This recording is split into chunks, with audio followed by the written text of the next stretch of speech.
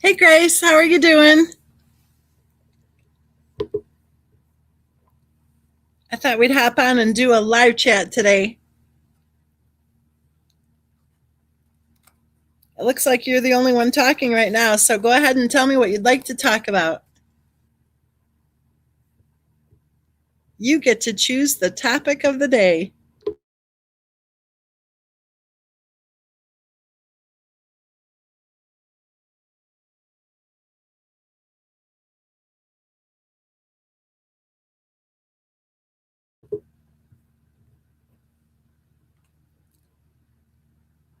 I got to tell you, I was in a live chat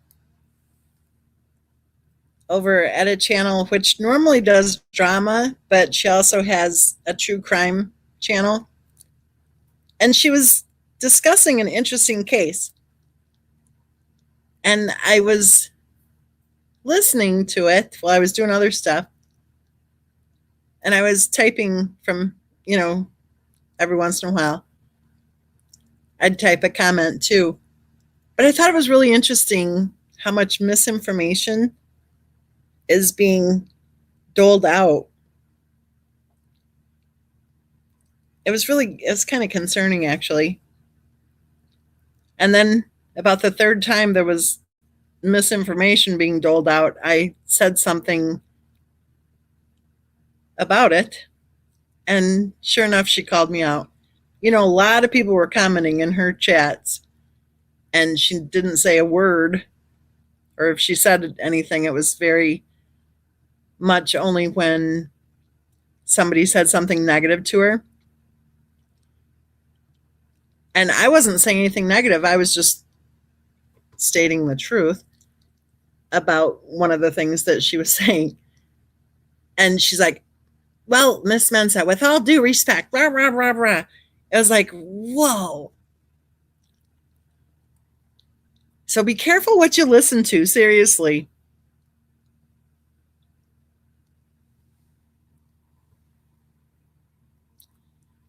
She's actually advocating not shooting to kill in a self defense situation. She's advocating shooting to maim. And that is not at all what the experts teach. But she's presenting it as if she has extra training. So she knows how to shoot to maim. That goes against what the experts teach. It goes against it really bad. And then one lady was pretending or saying that she was carrying, but she didn't really know if she could ever really shoot anyone. Well, you know what? If you don't know, then you shouldn't be carrying. If you're afraid of your own gun, you shouldn't be carrying.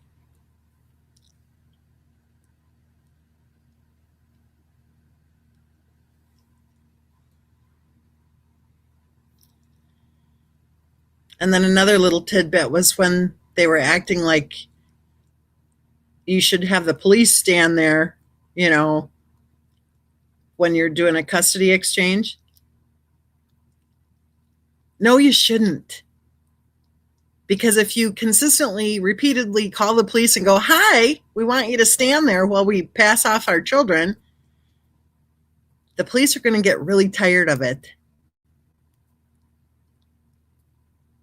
If you can't be grown up enough to pass off the children for their visits without having a problem, then go to the police station parking lot or something. I don't know. But no, you should not be calling the police to say, hi, we want you to send a car out and stand there and stare at us because we're, a couple of dipshits.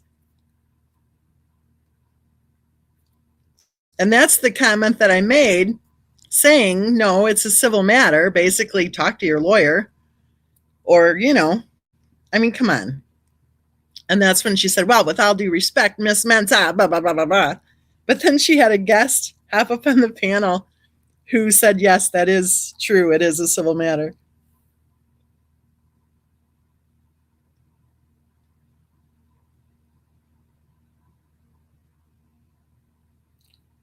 So what would you guys like to talk about then? Grace doesn't want to choose our topic. She was first. Who wants to choose our topic for today?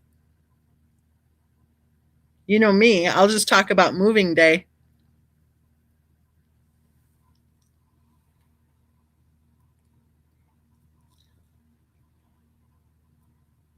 I'll say something about another channel creator. This is a whole different one. In fact, this one and the other one are constantly bashing each other, but it's not Alice. It's a different one. I think it's interesting. There's a subtle way to harm others. There's a very subtle way that I see this guy using with his tone, with the inflection of his, his voice tone, the inflection of his voice. But he is very quick to distance himself from me by saying, oh, we don't discuss the case of Christopher Watts here. No, no, no, no. And then he's very quick to say he doesn't agree with our theories at all. Yet he has never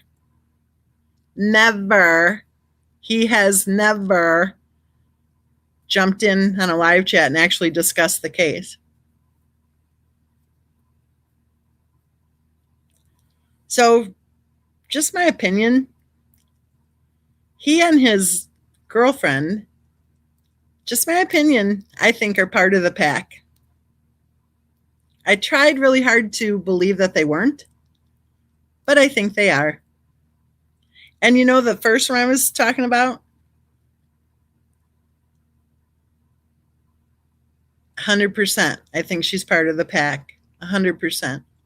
Scripted. Oh, yeah. And of course, Alice.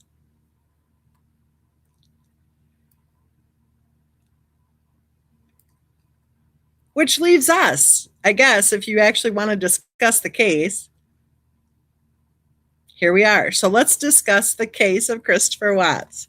Yes, I think it was moving day. Yes, I think it was moving day. I think there were other people there to help with moving day. And I do not think that Christopher Watts' wife was supposed to be there. I think that 5-week separation was a 5-week separation. I think that upcoming court hearing for the quote ongoing family matter was to either terminate or to severely restrict any access to the children. I think Christopher Watts was leaving his wife not because of any girlfriend, but because he did not want to lose custody of Bella and Cece.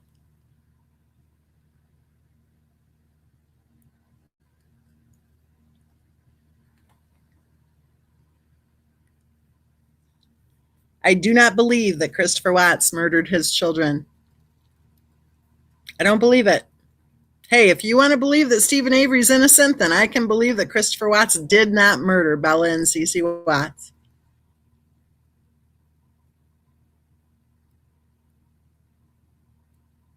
I think there were a whole lot of deep, dark, dirty secrets going on leading up to that day.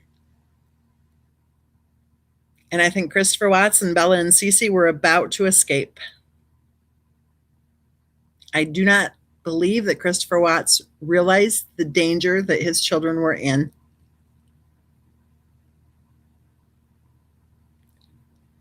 And when his parents offered to go with him to Colorado on the return trip to help out, think about that. If it was moving day, ding, ding, ding, they may have offered to, be there to help out. I think had he said yes, in my opinion, Bella and Cece Watts would be alive today. Because I think Cindy Watts would have made damn sure they were safe.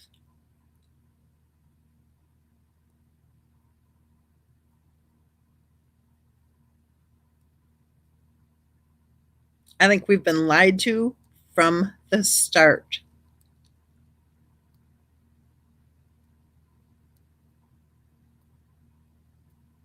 I do not believe that Christopher Watts' wife was ever successful. I do not believe for 1 second that Christopher Watts' wife ever made any money with any product-based multi-level marketing company. In fact, I don't think she ever made any money. I think when she was a teenager, I think mental illness was diagnosed, and I think she was on disability for most of her life. I think she operated with a stack of credit cards, and I think that when she met Christopher Watts, it wasn't Christopher Watts she wanted. I think it was his credit rating, his savings account, and his buying power. I think she would have lost that house in North Carolina because, in my opinion, I think she bought it in a way that was not on the up and up. And I think that she probably had some sort of an arm that was about to be called due. I think that house was going bye-bye. And think about it. Do you really believe that Christopher Watts ever chased her around on Facebook? Yeah, bullshit. He was a mechanic, people. She worked at some sort of, supposedly worked, or hung out, or whatever she did there, at some sort of a auto type place. I think she I spied him and thought, I wonder what kind of credit rating he has. He looks like a doormat. Remember how we were told that within just a few weeks of her meeting him, she quit her job? Ding, ding, ding. Did she ever work in the first place? Did she really quit her job? Or could it be she didn't even work there in the first place? And when did they move to North, or to not to North Carolina, to Colorado? Because those close friends said 2010. And then they said maybe 2011, but they thought it was 2010, right? Really? Because they met in 2010. Hmm.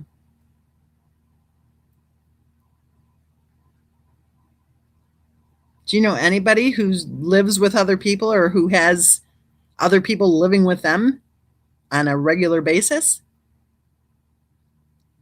And what's with all the nurses' aides and, quote unquote nurses that she supposedly knew? Could it be they were caregivers, like a series of caregivers?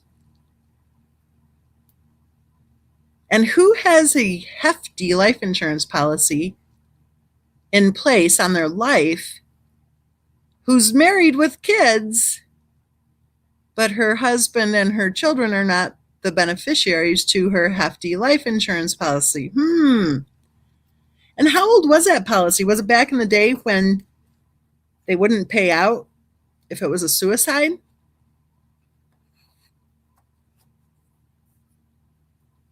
Why were we told that she was a retired nurse?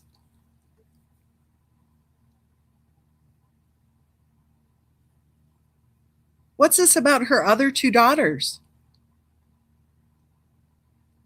If the person who reported her missing was such a close friend, why didn't she even know how old she was? Or could it be she knew how old she was, but she didn't know if she was supposed to tell how old she actually was or how old she told people she was? And if they were such good friends, then isn't it kind of coincidental that while Christopher Watt's wife was gone for 5 weeks, that's when the good friend got married? Did you see anything at all on Christopher Watt's wife's Facebook posts about the good friend getting married? Maybe the good friend was a caregiver.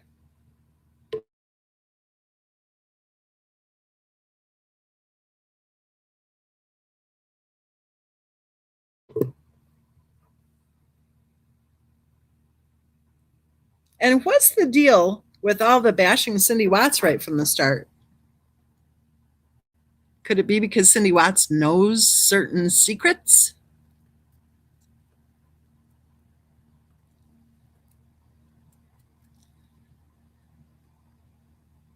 Successful? They didn't even own a car. Successful? What kind of equity did they have? Successful? Signing up for multiple product based, multi level marketing companies? That's the definition of success? Where are the pictures from high school? Where's her graduation photo? Did she graduate? Why was she in Indianapolis for a month or a month and a half in the spring of 2016, checking out at the hospital on a daily basis?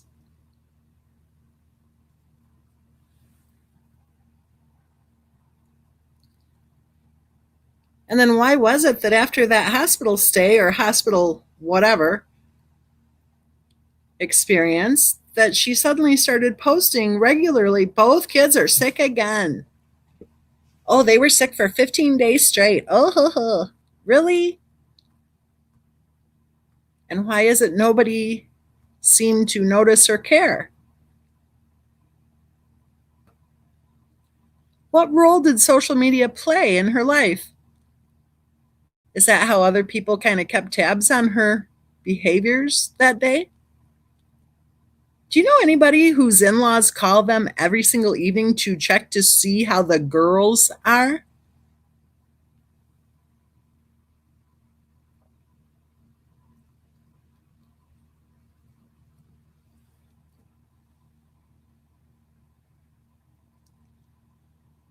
I think Christopher Watts was about to escape. Cindy Watts says that he told her that his wife said that she was going to make him pay for this and that he wasn't going to see the girls again. According to Cindy Watts, he said that's the last that he remembers.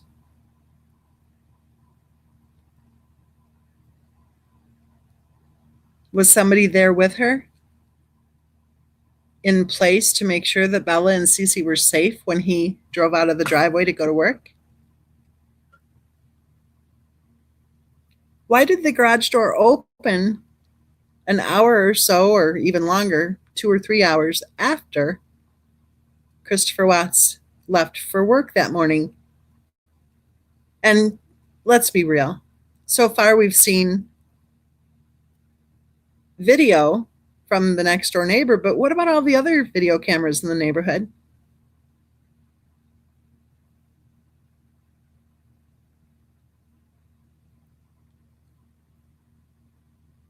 Was she diagnosed bipolar? Was she suicidal? Did she have a history of self-harm? Why was she listed as an endangered missing person?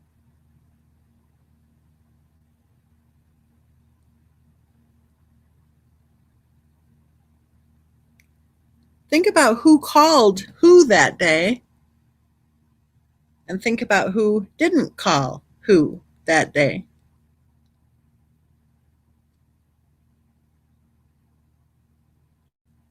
Consider how fast the social media mobs were put in place to attack innocent people in what appears to have been an attempt to control the narrative on the case from day one.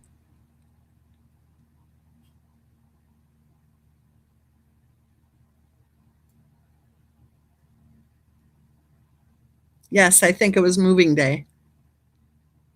I think Christopher Watts was ready to escape, along with Bella and Cece. Do you think she was pregnant?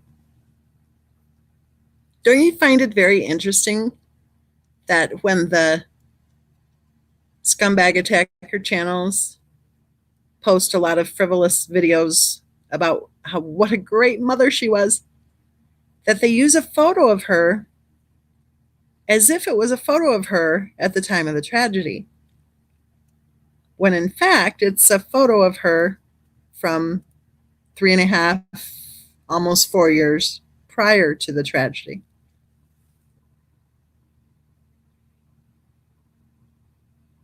Why all of the lies? Telling us that she was a retired nurse also tells us then that she was a college graduate. But you want to know something? My hunch is she couldn't even make it through high school. My hunch is she dropped out around the time that she was diagnosed. Because I do think she was diagnosed. There was information in Discovery, I think it was, about how she went evidently to the doctor a lot. And her diagnosis was supposedly migraines. Well, I don't think that it's that far of a reach to think, yeah, maybe she didn't have migraines at all. Maybe she had bipolar.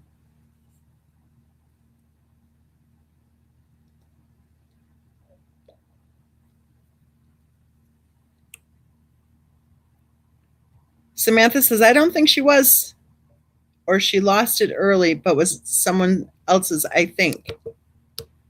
And what if it was a surrogacy situation? I wouldn't even call it a surrogate situation. What if it was a baby for sale?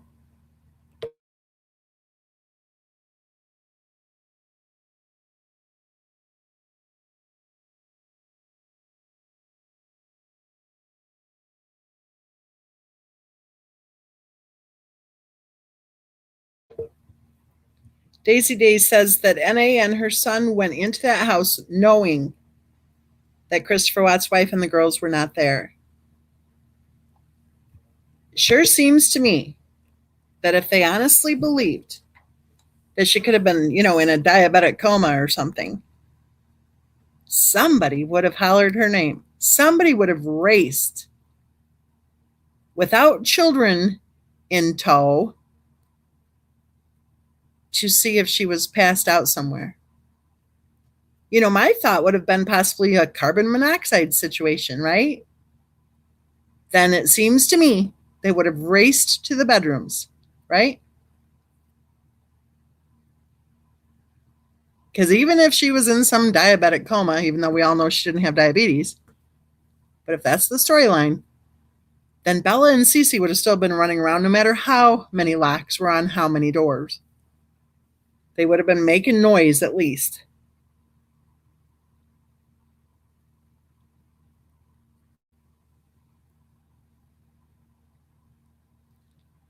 I think it was moving day. I think there were other people there. I think there were other people there who Christopher Watts thought would make damn sure would be watching very closely to make sure Bella and Cece were safe when he drove out of the driveway to go to work. I think the reason he pulled his truck into the driveway was because he knew his hell was almost over.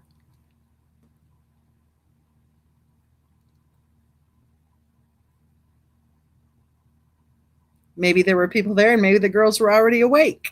If it was moving day, right? Maybe he knew he didn't have to worry about pulling into the driveway, but I think he did it as more of a little FU. I think he decided he was done lugging his tools all the way out to the truck parked in the road. I think he backed up, got his tools in the truck, and he left without a clue that his life was about to change forever.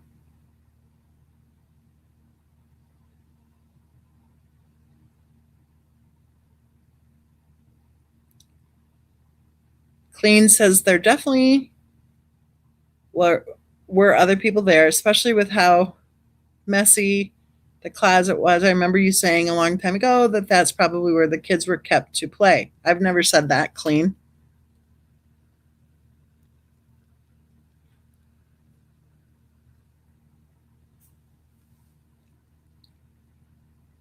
In my opinion, that small room on the main floor was where they kept Christopher Watts' wife. Samantha says they were all there because it was moving day. I do believe there were many people there.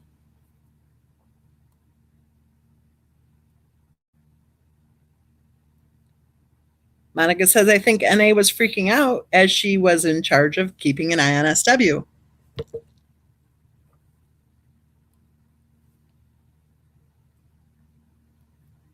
Why didn't the dogs hit on that work truck? Because remember, we were told that a video showed bodies being carried out like trash to his work truck. So why didn't the dogs notice anything at all about the truck?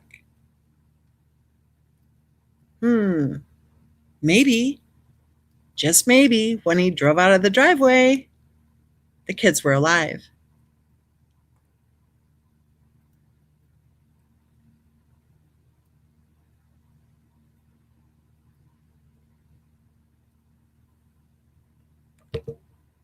No, Clean, I don't think I've ever said that. I don't think I've ever thought that.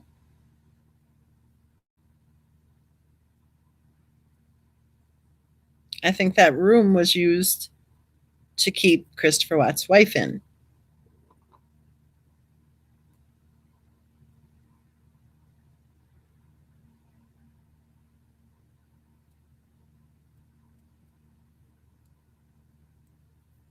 I think social media was used so people could keep an eye on her.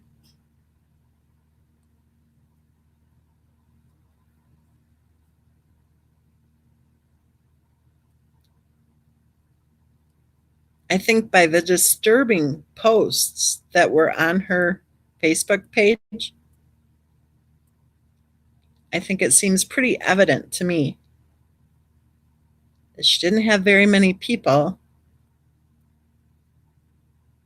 following her. And we could tell because some of her posts didn't even have any likes. Some of them just had one or two likes.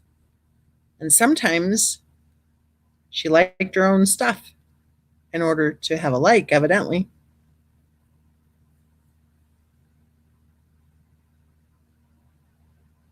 I think she was mentally ill, severely mentally ill. I think she had a disability check rolling in, and I think other people, other than herself, handled the finances. Why would her friend give her, what was it, 30 bucks in cash? Why? She had a stack of credit cards. Surely there was an ATM nearby. And remember, she was so successful. So why would her friend have given her 30 bucks in cash? For what?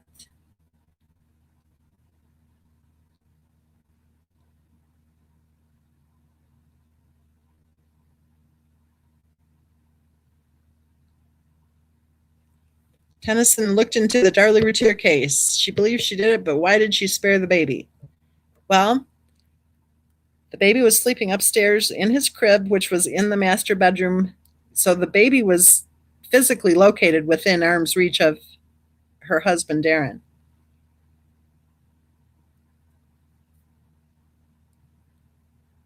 Jeanette believes that all three R's went back to Colorado with them, and I think there may have been a fourth person too, in addition to NA. DG said she was broke, but she had a stack of credit cards. And if there's an ATM handy, right? So could it be that she was that broke, or could it be that she was on a budget? Could it be that $30 in cash was her allowance from a caregiver?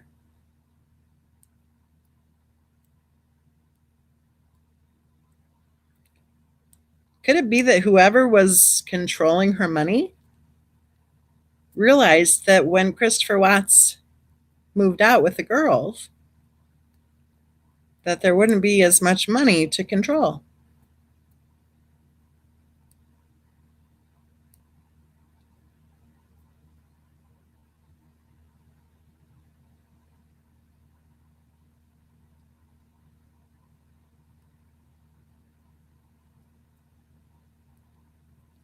Let's talk about intelligence.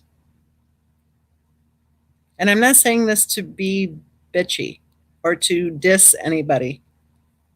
I don't think that Christopher Watts' wife was very intelligent.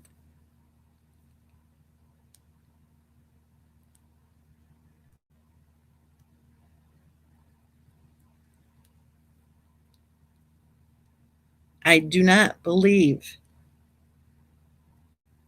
that she was savvy at all in running any business or buying any house or even being able to know how bills are paid.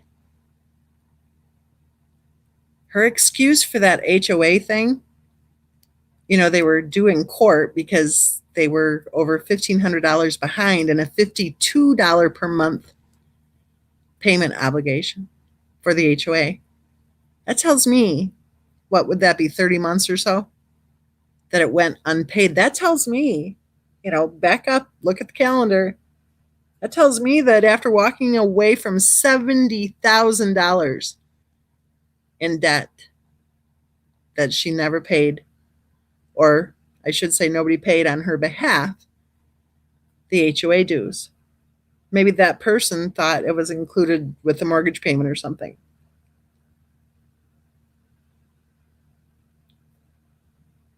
Why didn't Christopher Watts get his own mail? Oh, wait, didn't her quote unquote friend get the mail?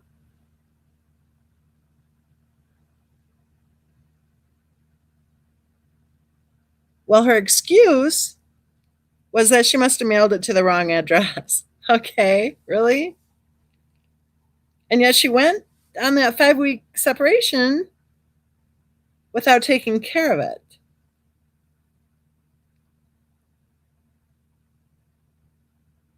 Samantha says she thought she was above everyone else. Samantha, I have a different theory. I think she didn't know how to be an adult. And I think she copied others, what I used to always refer to as the chameleon effect. Psychopaths and sociopaths do that. They watch other people. If they grew up not learning empathy for others, if they suffer from some sort of severe mental illness, they may not know how to be.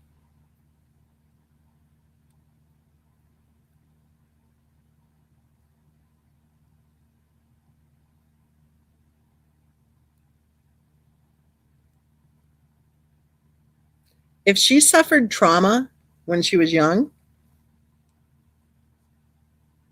and if it developed into some sort of serious situation, emotionally and mentally for her, or if she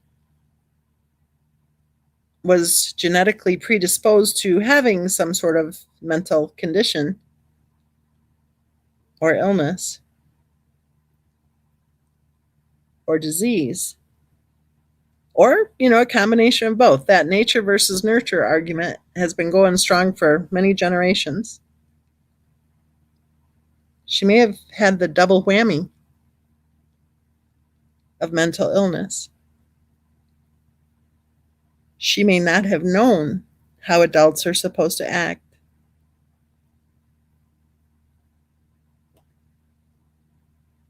I think that's why she drew close to Cindy Watts. I think she was trying to learn from Cindy Watts how she was supposed to behave.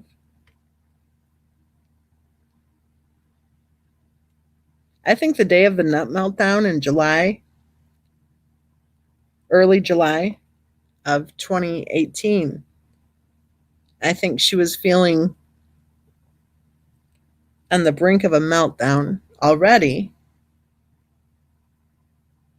trying to hold up the facade. You see, because while she was in Colorado, she could get along just fine with Cindy Watts. But the couple of times that she returned to North Carolina, there were issues. The first, of course, being when she returned for the big wedding, and I say big wedding with air quotes.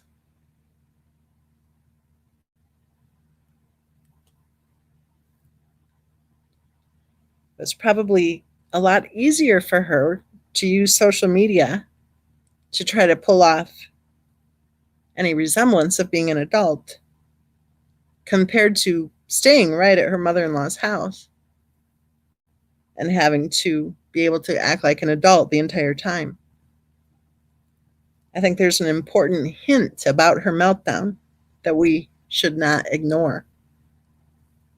And that is that she went ballistic as soon as Cece threw a fit. Cece launched herself onto the floor, kicking and screaming. And I don't think Christopher Watt's wife had a clue what to do about it.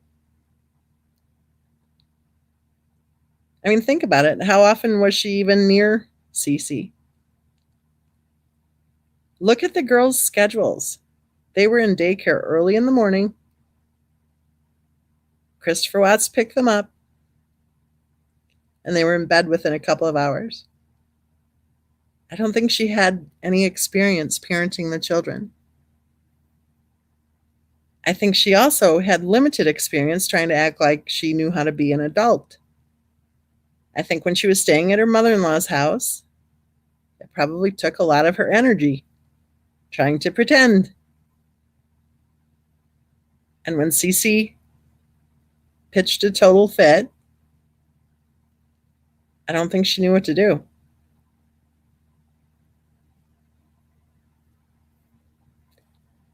Step it back just a little and consider this. Why did Cece pitch such a fit?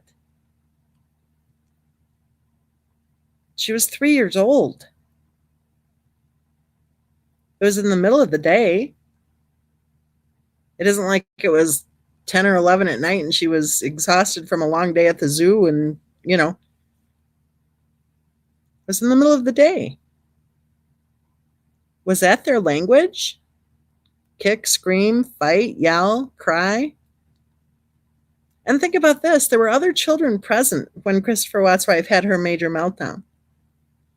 The other children who were present were absolutely terrified of Christopher Watt's wife. They said that it was the look in her eyes that scared them. Were Bella and Cece terrified? Or was that normal for them to see?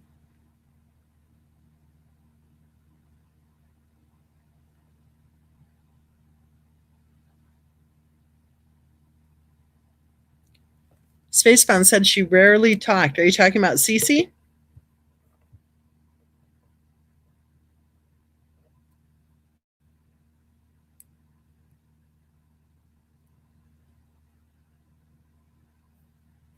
And Spacebound said Bella was for sure. I personally think both children were probably born normal, but I think they had such a lack of parenting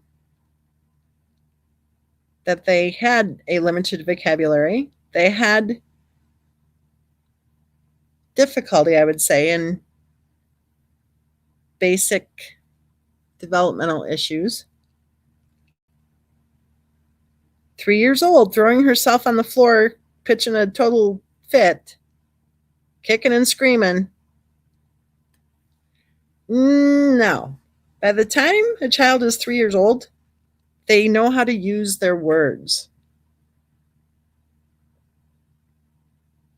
By the time a child is 3 years old, they know that throwing themselves on the floor, especially in front of the other kids, a 3-year-old who is playing and having fun with her cousins isn't going to want to act like a 1-year-old in front of her older cousins.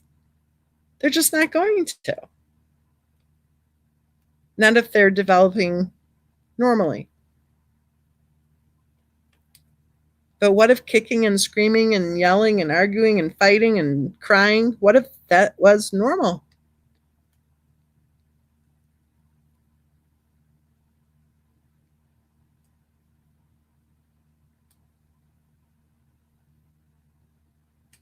And how is it that so many people know that Christopher Watt's wife was a fighter? Because I guess if you know that somebody's a fighter, then pretty much you've seen them fight. Right?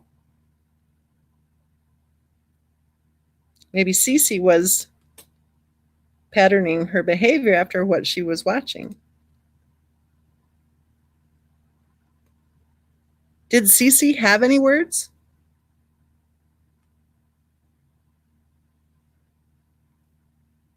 She was 3 years old. Where were her words? And Bella was almost 5, and she had a very limited vocabulary for an almost 5-year-old. Why? Well, I guess if you're in the daycare center all day and your dad picks you up at the end of the day and you get put to bed within a couple of hours, I'm not sure that you have a whole lot of opportunity to be heard, right? I'm not knocking the daycare center or anything.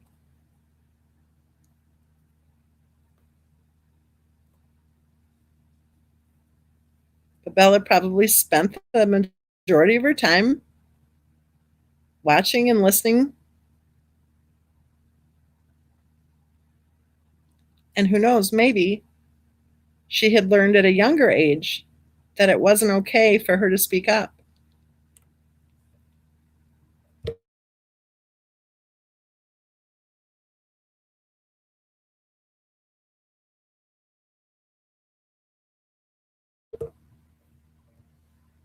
Spacebound says Cece seemed younger than 3 and Bella was paranoid of losing Cece.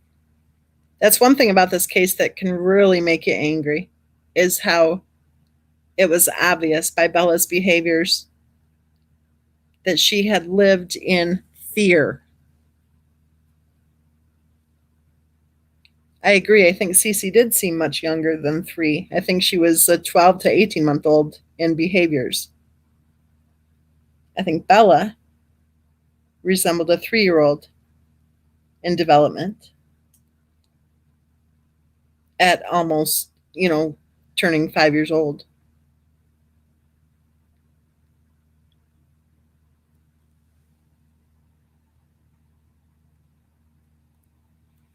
Daisy Days says no real interactions, just routines, unless for the camera. And think about the interactions on the camera. Extremely limited. Say hi, Bella. If you watch that Barrette video where she supposedly stopped sucking her thumb, which I don't think she did, then you'll see that it doesn't seem like she's even speaking to Bella at all. And Bella's just kind of sitting there nodding her head and looking like confused.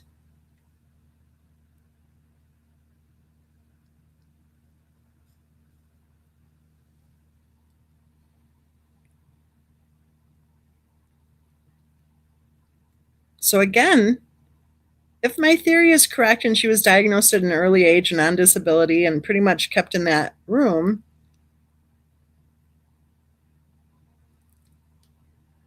then it all kind of fits, doesn't it?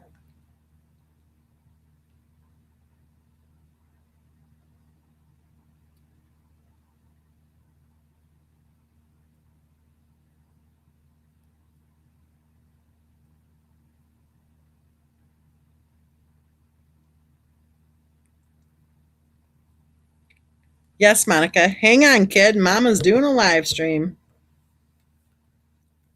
The photo op with Cece heading down the stairs head first. Who takes a picture at that moment?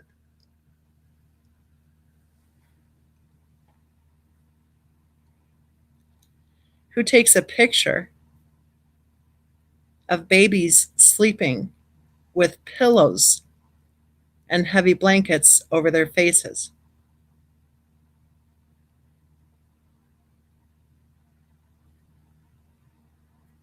Who takes a picture of a child trying to use a toy pretending she's taking her own rectal temperature and then posts it on social media?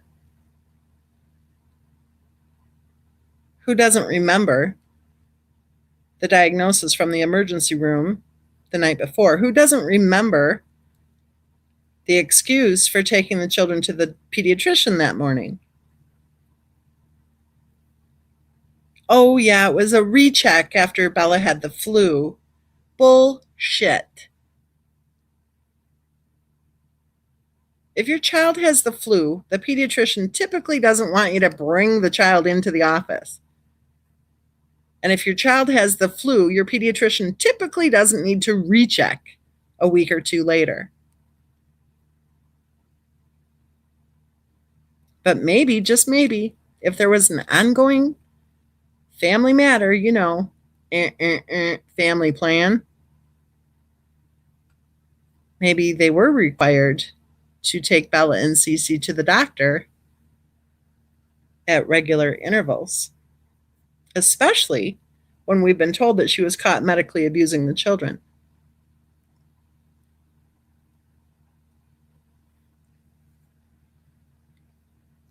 Hey, Star Mama. Star Mama's here, everybody. Think about how healthy the girls were while they were in North Carolina. I mean, you could see it. Bella's hair actually grew.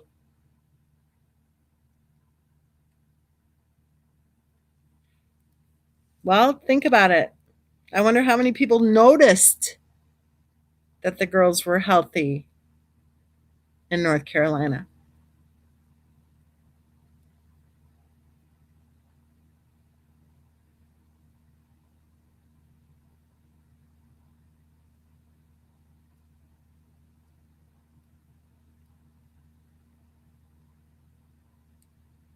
Just imagine if you're medically abusing small children and your husband is leaving with the children, how healthy the children would be. Dun, dun, dun.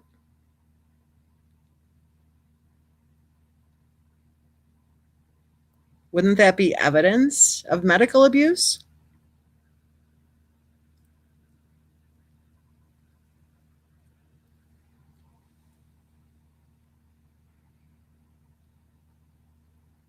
I think it was moving day.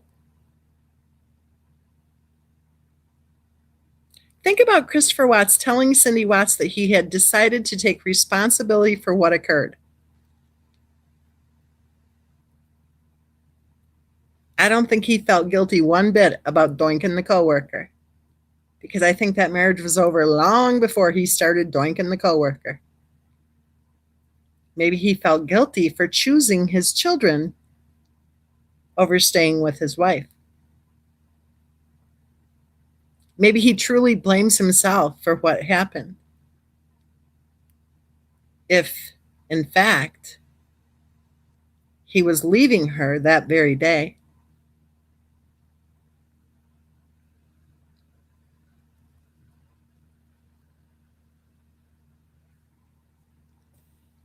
Star Mama says those poor girls were so abused by SW.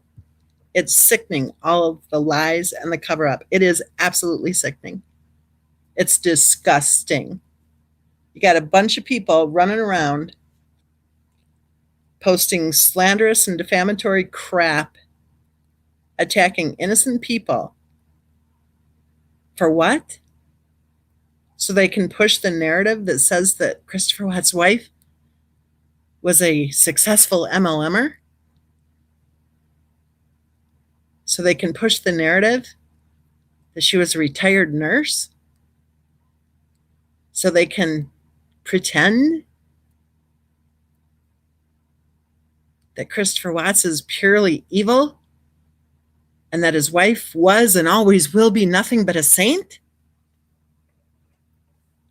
How about telling the truth? How about telling the truth that all you have to do is watch one video of Christopher Watts' wife and you'll catch a clue that there's something going on upstairs that's not quite right. Her sense of fashion, her sense of style, her few words that she chose to use repeatedly, the death language, the kids are monsters, her husband's a loser. What, did she watch some sitcom and think it was normal? Think about the Christmas video where the kids were absolutely hysterical before Santa Claus even came to the door. I'll tell you why I think they were hysterical, because I think they looked around and realized they were alone with their mother, even if it was just for a minute or two.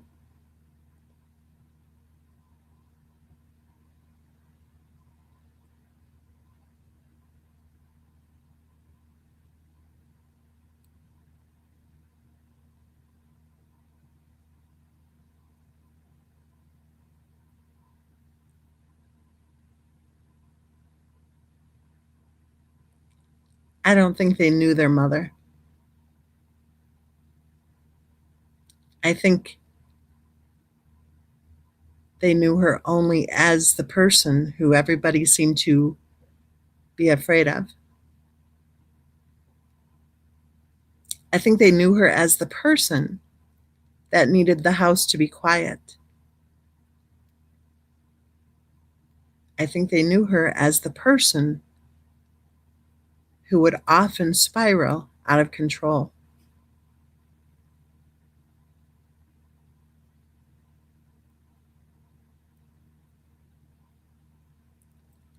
Happy Angie says, "Hey Santa, where's your phone?" She didn't even know how to, with the camera rolling, she didn't even know how to welcome Santa at Christmas time. Hey, Santa, where's your phone? She had no clue how to view the experience through the children's eyes. Hey, Santa, where's your phone? Is that how she acted if she didn't have another adult there telling her what to say and what to do? Or another adult there to watch?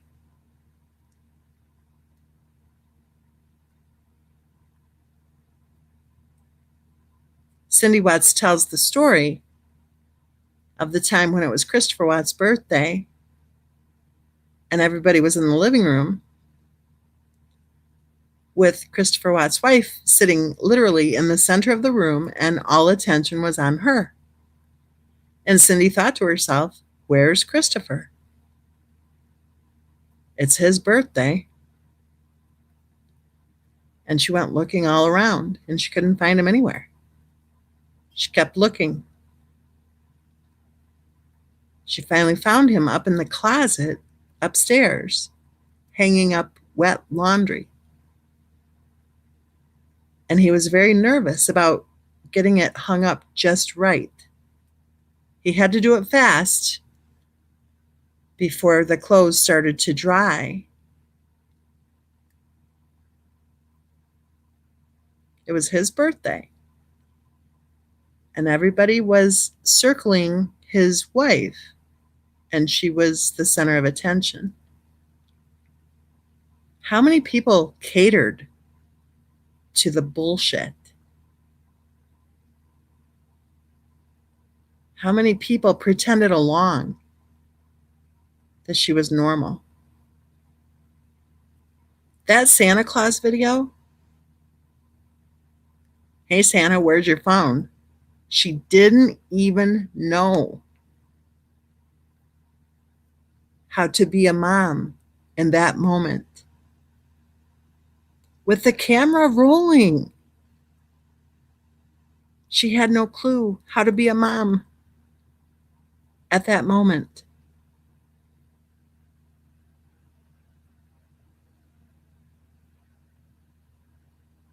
Remember, she told one of the kids that she would stay right there with her, and then she took off. I have had teenage babysitters who would have handled the situation much better than it appears she ever could.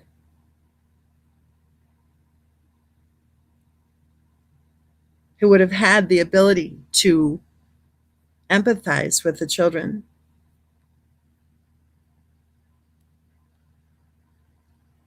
to encourage the children, even to enjoy the visit from Santa Claus, to reassure the children that they were safe, to even notice that they were hysterical. But again, I don't think they were hysterical because of Santa.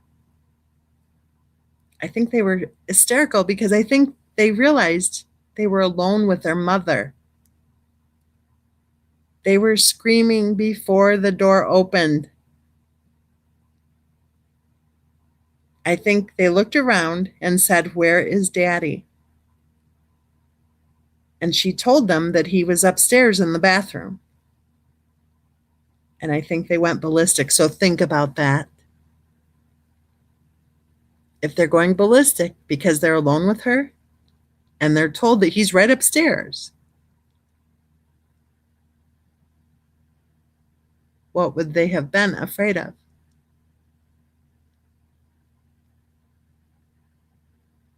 The Joker says, bottom line, everyone was killed and Chris Watts is still breathing. Well, Joker, bottom line is we've been told that we've not been told the truth thus far. We've been told that we're never going to know the truth. We've been told that they don't tell people like us the truth. So if somebody tells you that you don't know the truth, then that nobody's going to tell you the truth because they don't tell people like you the truth of what actually happened, then what you can infer from that statement is that you're being lied to. So the bottom line is if we're going to be lied to, we're going to ask why.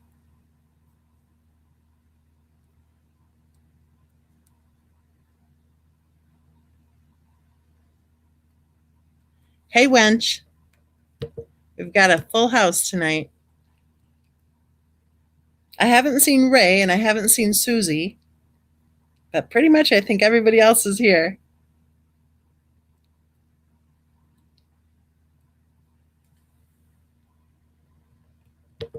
Star Mama says, pinching Cece and Bella. You need a haircut all the time. Mother of the Year award. Some mother. She wanted the attention on her only, the spotlight.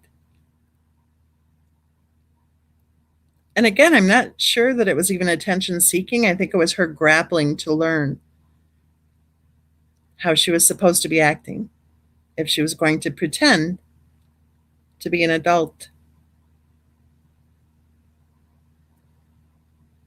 I didn't agree early on when there were so many people saying that they think she was actually about 40, but I do think she was. And I think they were saying she was younger for a little side business that was going on.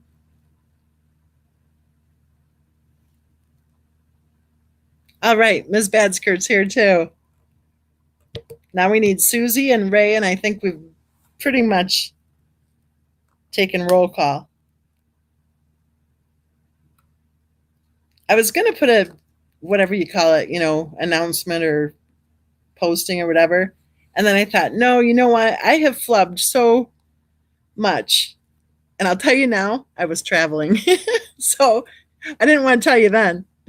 Too many scumbag attackers out there. So I really kind of got my days upside down and everything. Okay, let's go ahead and give Joker a little bit of attention here, and then that's it. Not again. Joker says, is everyone on here crazy as hell defending a family mass murderer? Joker, if you want to discuss the case of Christopher Watts, you're welcome to discuss the case with us, but you're going to have to delete that comment because that's obviously not discussing the case.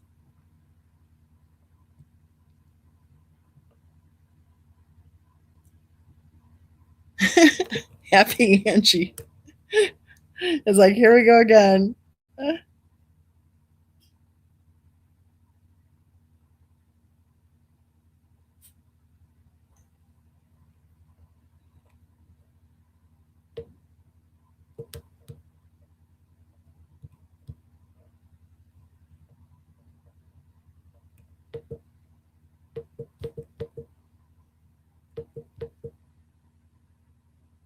Hey, good idea, wench. Hey, Joker, if I drop the link, will you join us? Let's do that. Let's see, copy.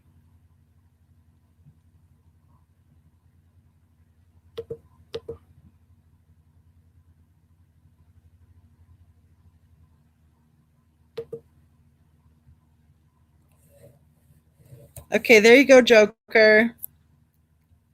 Grab that link and hop right up. Let's go ahead and discuss the case of Christopher Watts. That'll be fun. Hey, Paul. Paul says, I'm crazy as hell. Hi, everyone.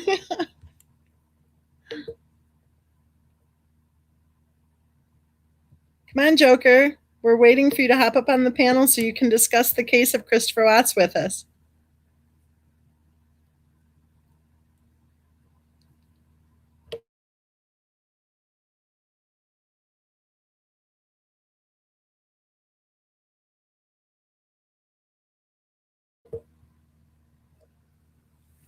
Joker, you came here for a reason, so go ahead. If you're here to discuss the case of Christopher Watts, hop up on the panel.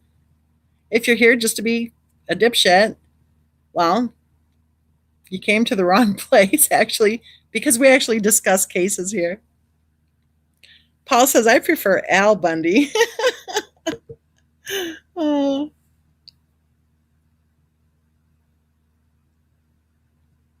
Oh, three of a kind, I did. Oh my gosh, good. I'm glad you're here.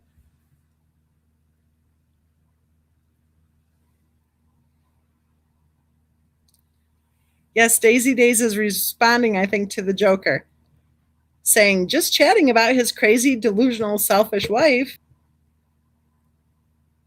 Wench says, tree, hello. Wench says, hey, Paul.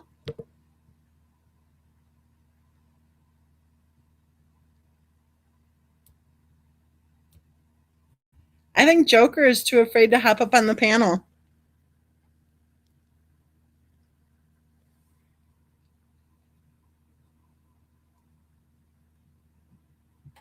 Tennyson says, I keep forgetting why the cover up, though. Well, I guess if you have a lot of secrets to hide, right, then you're probably going to pull together a bunch of scumbag attackers and say, oops, hold on here. I'm trying to do two things at once.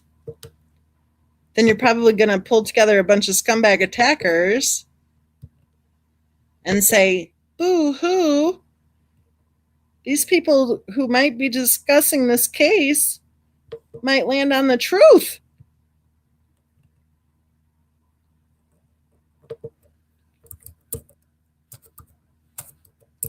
So we better head them off at the pass before they start talking about it and try to discredit them, so that if they start looking at this case and they see that we're lying, then maybe nobody will believe them.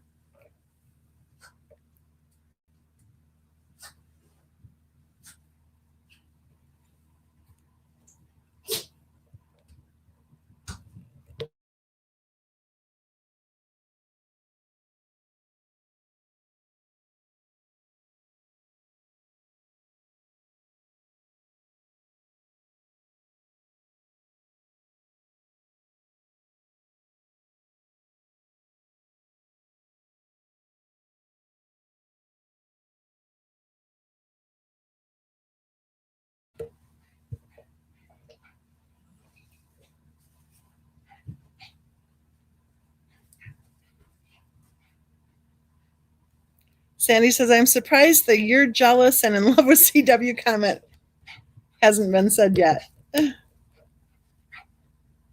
Yeah, but you're just jealous. You're just jealous of her because she was so beautiful and she was so successful and she was such a great cook.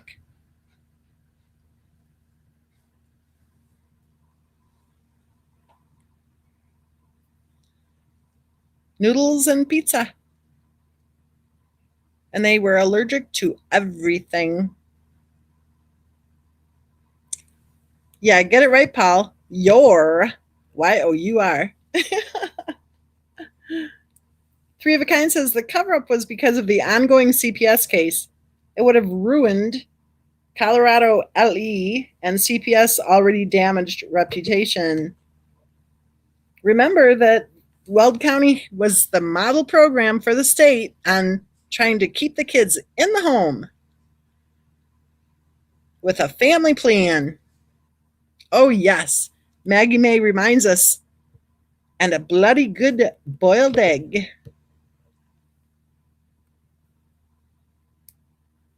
Yep. Forgot about the child abuser.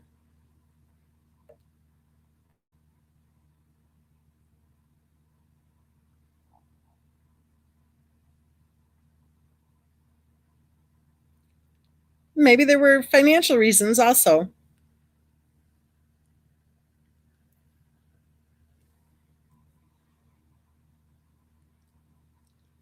But don't you think it's weird that there was a noticeable smell of cleaning products in the upstairs bathroom? That the water wasn't in the tank or wasn't in the bowl or whatever? Don't you think the position of the body was weird?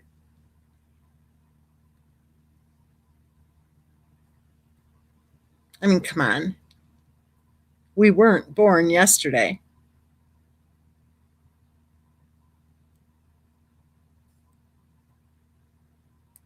You want to know the stupid part, the really stupid part? And this is for any of you scumbag attackers who are lurking in the background. Take this back to your fearless leaders. If y'all would have just left everybody alone and not been so obvious with all of your bullshit accusations, then we would have never known to dig in to find out if she was ever actually a nurse. We wouldn't have even found the bankruptcy. We wouldn't have found that quit claim deed that disappeared either. We wouldn't be questioning whether or not there was a will. We wouldn't have all sorts of people calling us with more information. Yeah. You want to know who created this mess of actually having real true crimers taking a closer look at this case? The scumbag attackers. That's who. This case is not number one on anyone's list of interesting true crime cases. What piqued our interest, though, was the fact that there were so many of us being targeted and attacked by the scumbag attackers. And we thought, that's weird. Wonder what that's about. So we started to dig in, and every single time they would accuse us of something, we would think, really? Wow. I wonder if she did have a baby when she was 14 years old. Really? Wow. I wonder if she was lying about her career and her education. Really? Wow. I wonder if she did file multiple bankruptcies. Every time they came up with bullshit accusations against those of us they were targeting, we dug in just a little deeper. And poof, boy, oh boy, did we keep finding out stuff.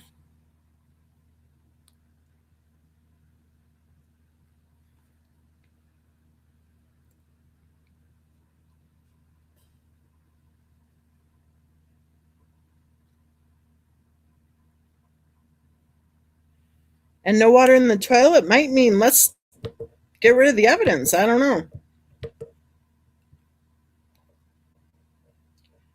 Three of a Kind says they all told on themselves. The one that stood out to me the most was the DA immediately rushing to defend the elevated BAC post-sentencing. I mean, come on. Could it be any more obvious?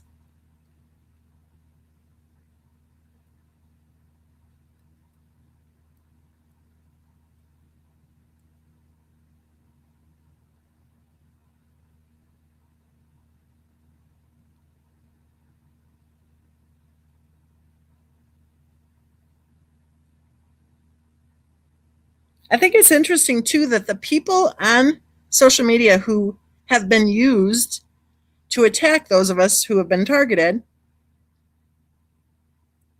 they're a bunch of criminals. They're a bunch of psycho criminals on Adderall, of all things. Doesn't it make you wonder if Christopher Watt's wife was actually like a hired thug online? Is that what they do? Do they go for the types who don't have any opportunity in the real world, but maybe who want to make a few extra dollars trying to attack people online? Could that be why the scumbag attackers organized so quickly? Was she one of them?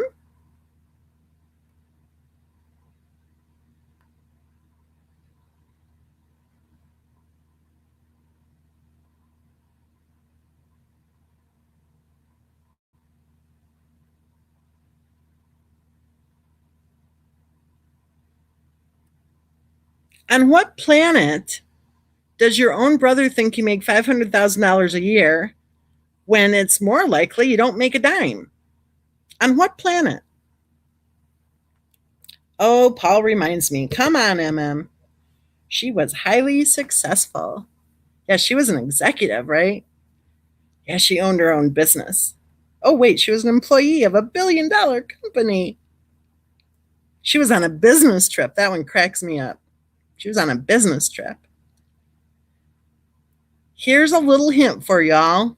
If you're going to waste your husband's money on signing up for multiple product-based multi-level marketing companies, which have a 99.9% failure rate in the United States of ever seeing a penny of profit,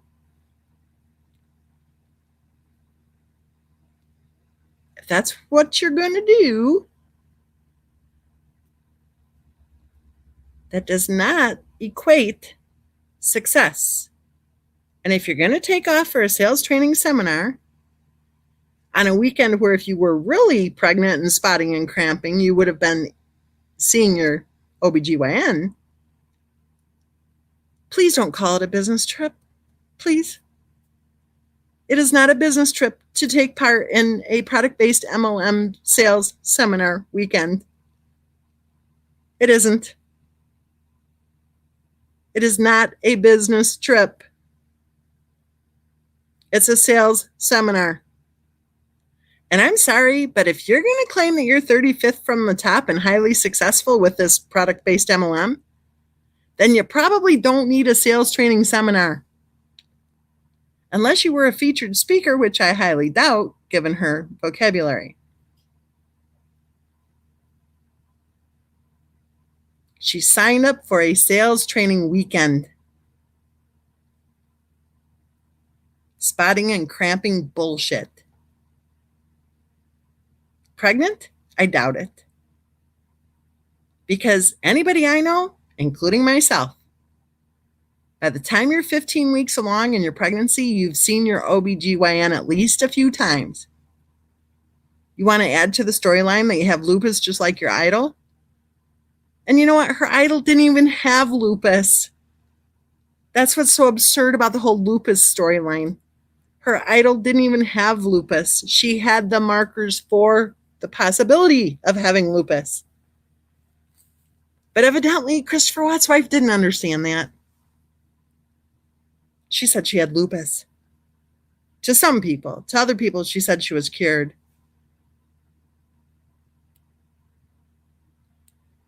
If you're going to claim you have lupus, and if you're going to claim that you're pregnant, and if you're going to claim that you're spotting and cramping, then please do not expect the world to believe that you didn't go into the emergency room because you were out of network.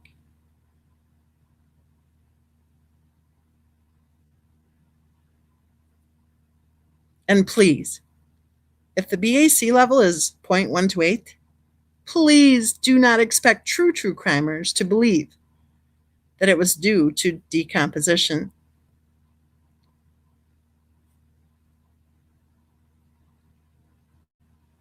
Ms. Jackson says, "Hi, listened to you for a while and want you to know it was extremely likely she was making a profit, as I have done Thrive and her team was huge." Ms. Jackson, have you taken a look at their financial information? If she made any profit at all, where did it go? They didn't even own a car.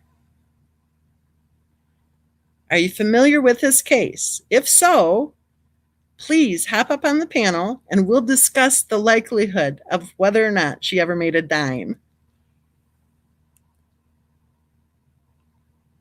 Yes, Paul, just give me the cash and I'll make sure to send it on to the Lupus Society for you, to do you a favor, you know.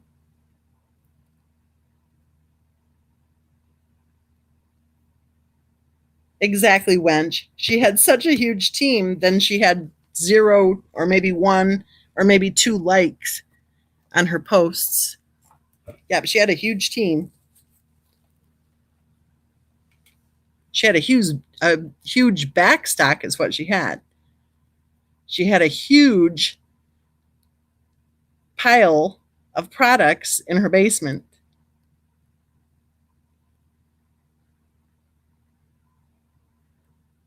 Ms. Jackson, I don't believe you for a second. Not for a second. 99.9% fail to ever see a penny of profit. Fail to ever see a penny of profit. 99.9%.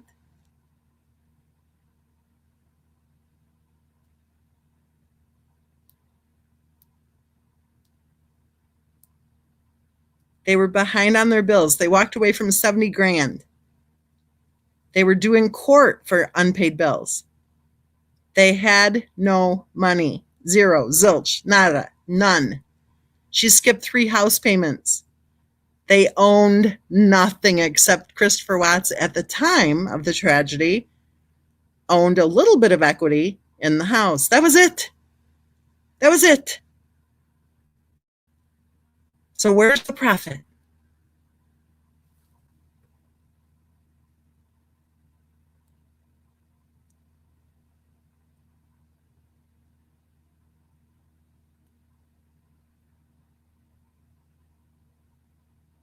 Woo! Okay, we have a gender reveal party. December Law says I'm 14 weeks preggers. Yesterday, blood test came back. It's a girl. Yay!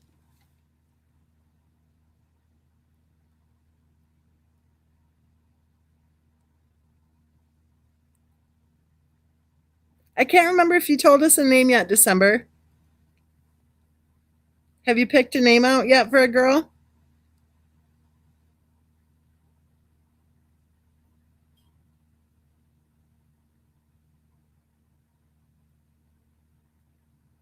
Oh, yes, your third will be the most fun. When you have two, there's a nice balance, I'd say. When you have the third one, it's like, hold on. You're going to be one busy girl. Yes, Star Mama. Christopher Watts' brother in law said that Christopher Watts' wife made $500,000 a year. No name yet? Okay. Well, be sure to keep us in the loop. Yes, Sandy says even the HOA of $52 per month wasn't paid. How much money did she make? As in nothing.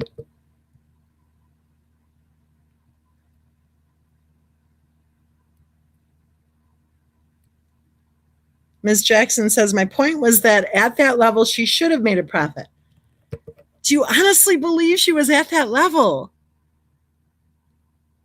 Do you believe she was a retired nurse? Do you believe she had lupus? Do you believe she did more than 95% of the other women out there? Do you believe she only fed her children all natural foods? What do you believe? Where's the 10 grand? Good question, Daisy Days. Where's the 10 grand? Sandy's cracking up about Christopher Watt's wife being a retired nurse.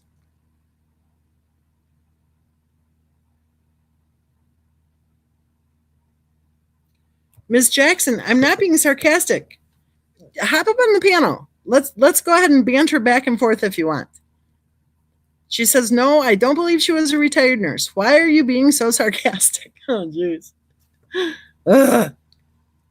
If you don't believe she was a retired nurse, then why do you believe she was a highly successful executive with $1 billion company? Yes, Paul, marshmallows are natural. Good point. Sandy says, wait, marshmallows aren't an all natural nutritious snack? I don't think it was a snack, Sandy. I think it was dinner.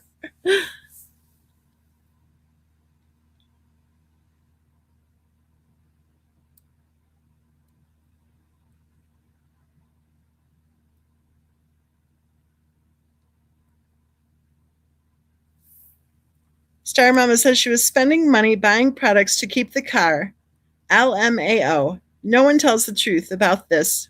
Why hide what we can see? Geez. And you know what? I think that's part of what we're seeing happening on a grand scale. I almost titled this live chat, The Emperor Has No Clothes, because if you listen to some of the other channels, they say things that you just have to stop and go, what? If you weren't here at the beginning of this live chat, I started off saying how there were a couple of other channels. One of them was a live chat where they're talking about self-defense and carrying a firearm. And they're actually advocating shooting to maim instead of shooting to kill. And the channel creator is acting like she's had extra training, so she knows how to shoot to maim. I am a firearms instructor. I am a certified firearms instructor and range officer. It's not something I talk about very often. But if you've been here a while, then you know I've mentioned it a couple of times in the past. That is bullshit. The experts do not train people to maim. That is bullshit. Pure, unadulterated bullshit.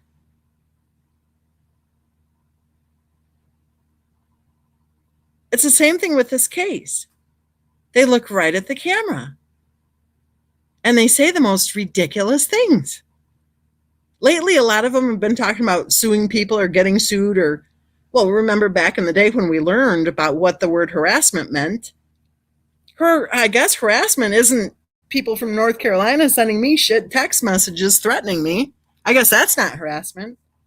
Harassment isn't posting videos telling people to call my employer. No, that's not harassment. No, no, no, no.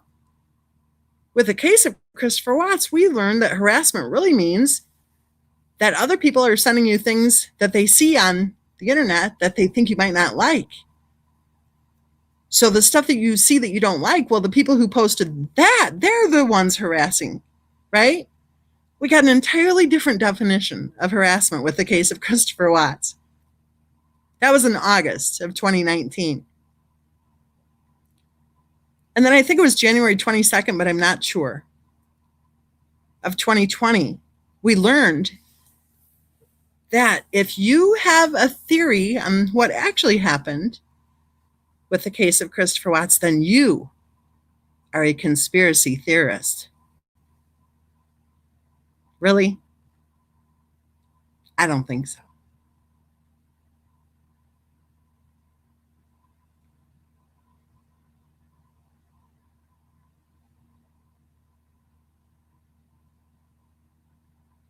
Star Mama says, why bankruptcy if you make the kind of money her family claims the house should have been paid for and they would have owned a car?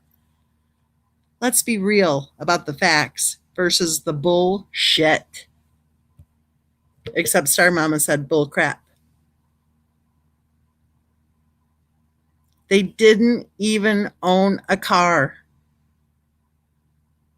If she was making any money at all, they would have owned a couple of cars.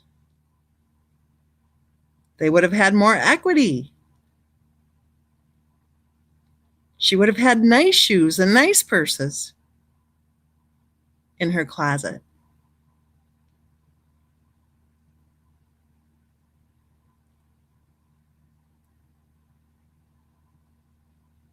There's another new word, Lisa, tortured. Yep, tortured.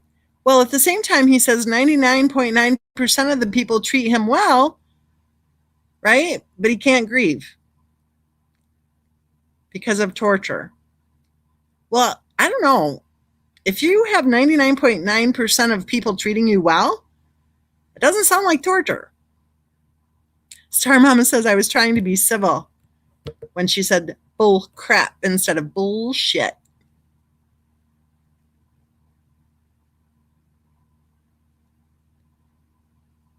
The simple fact alone that they didn't even own a car tells me that she was not successful. Well, she was successful at certain things. Spending other people's money would be my first guess.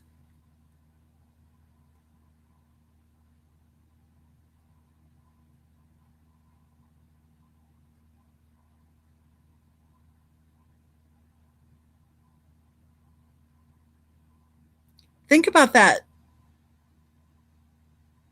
business too, with what we've learned about it just in the last few years. Why would there be any product in the basement? Because the whole trick of it, right, is to sign other people up. So why would there be any products at all in the basement?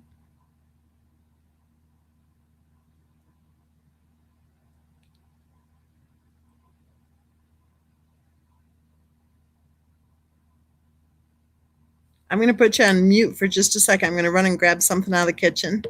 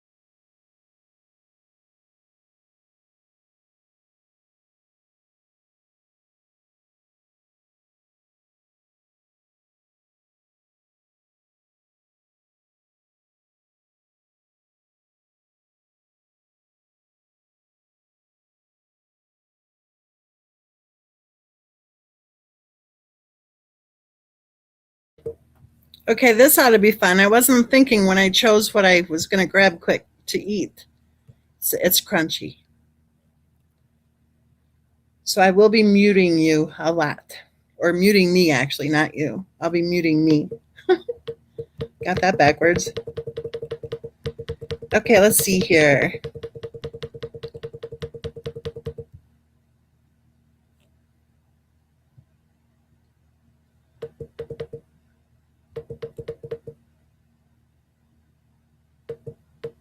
Lisa says, wasn't there a tub full of meds?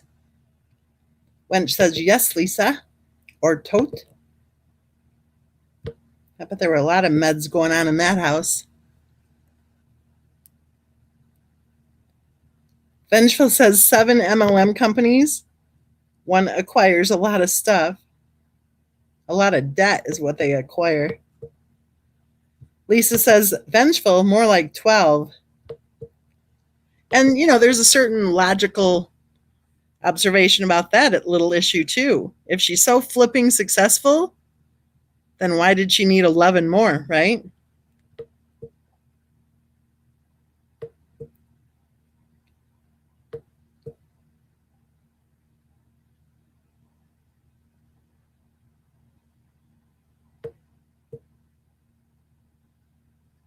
Happy Angie says, why was driving an issue? Good point.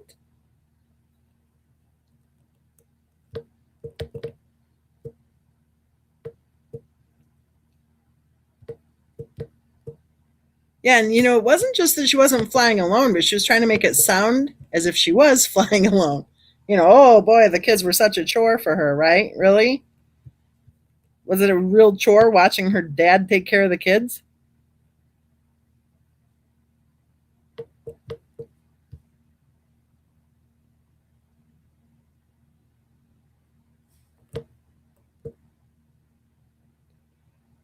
Wench says SW would sit in her car doing a live outside the garage. Happy Angie says suspended license, maybe? I think she wasn't allowed to drive the kids anywhere.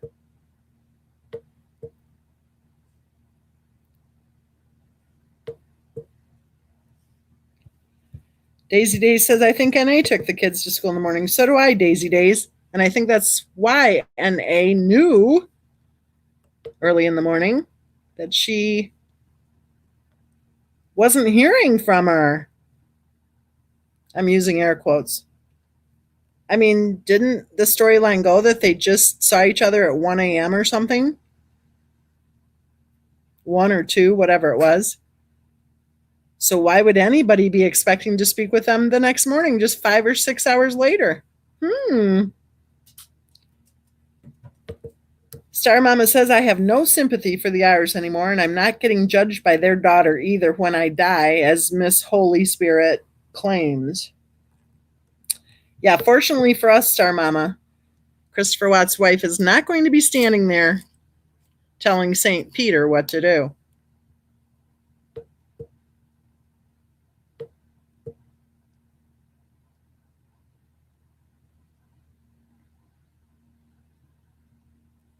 I agree with you, Three of a Kind. Good comment. Three of a Kind says, it bothers me that we use the word they while talking about the financials. Like, quote, they didn't own a car. We all know that CW was severely financially abused. It was her fault CW didn't own a car. Exactly. I agree with you completely. He owned a car, had a good savings account, and a good income when he met her. And he was fit, by the way, for any of you who aren't in tune with the actual facts. He was the fit one. She was a one who wasn't so fit. No big deal, but why is the storyline saying that he was not fit and she was? When, according to Cindy Watts, that's not at all how it was. And I believe Cindy Watts on that one. Paul says, I am taking the monsters to the zoo. Yep, got to have your juju juice to do it. And I highly doubt they ever made it to the zoo. Christy says, I agree. NA was the taxi. And then Chris picked them up. Very weird. If you're going to be sitting at home all day long and calling yourself a stay-at-home mom, which technically she was, seems to me you'd work it into your busy schedule to pick the kids up from the daycare center. I don't think she was allowed to pick the kids up from the daycare center.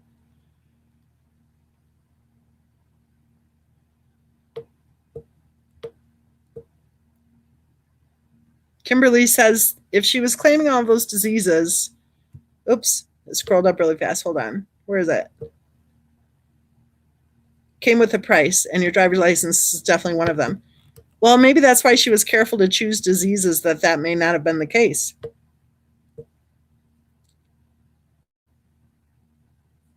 Christy said, any response? Nope, not at all. I'm sure the scumbag attackers in her ear are saying, don't you dare respond to Miss Meza.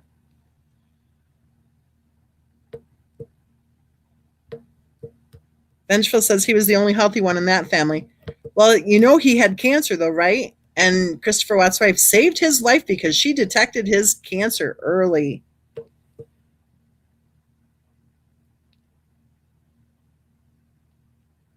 Okay, now I'm going to click on mute and crunch for just a little bit. Keep on talking, and I'll be right back.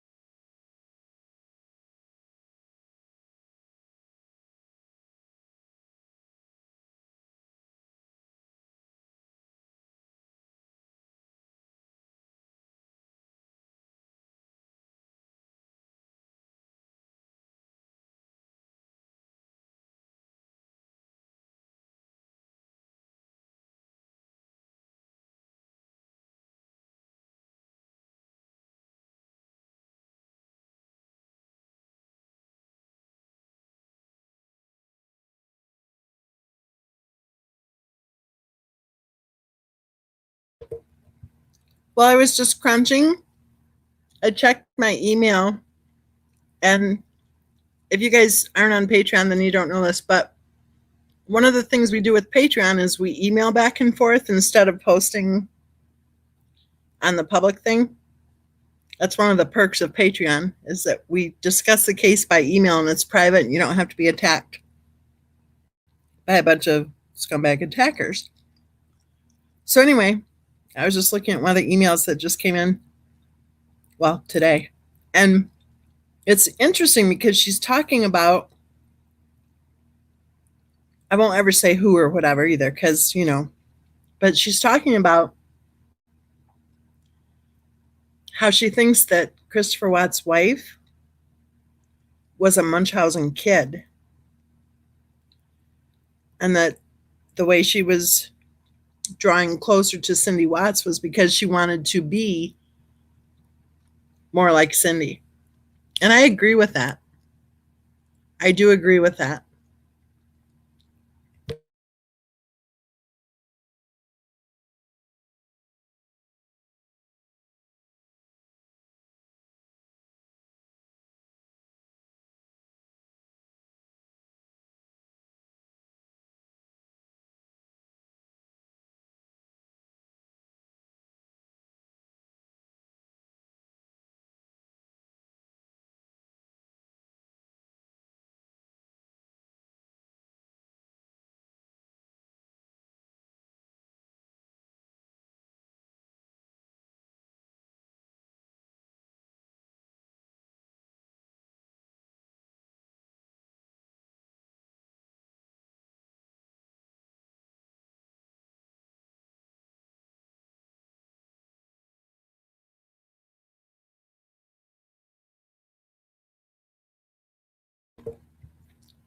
So if she was a Munchausen kid, then I guess her weirdness about Bella and Cece would have just been what she figured was how it worked, right? I'll tell you, if my kids would have been sick that much, my mother would have been flipping out.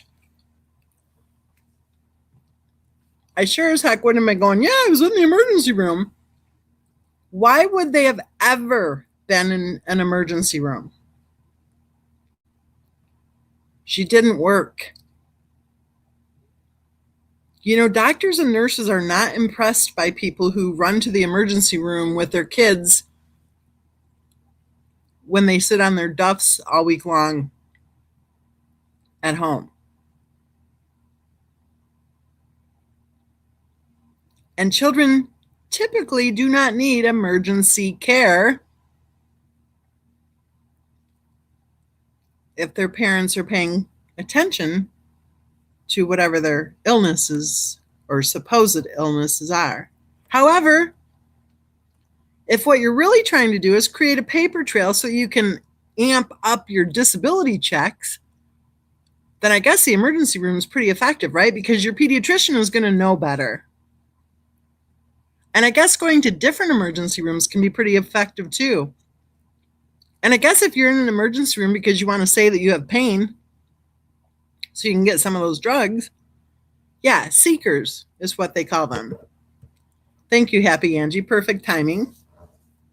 Frequent flyers, seekers, malingering. It's not very impressive, seriously, for someone to be posting, oh, we were in the emergency room again last night. Pretty much most people go, why?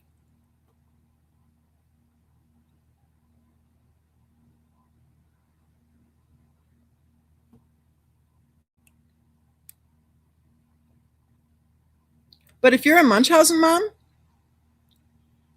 that's where you're taking your kids. Because then they're all total strangers, aren't they? They don't have your number yet.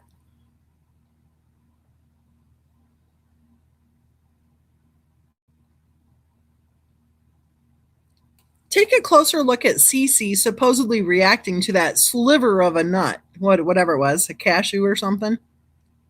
That sliver of a nut. That is not how allergies work. Number one. Number two, I think the entire story was bullshit.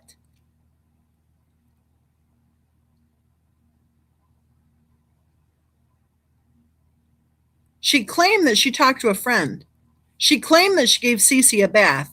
And then she claimed she drove her to the emergency room. If your child needs the emergency room for anaphylactic shock, you don't take the time to talk to a friend and you don't take the time to give the child a bath. You get them to the emergency room. And if it's truly a serious reaction, as to, if it's anything close to being severely allergic or deathly allergic or severely anaphylactic, if that had any hint of truth, you dial 911.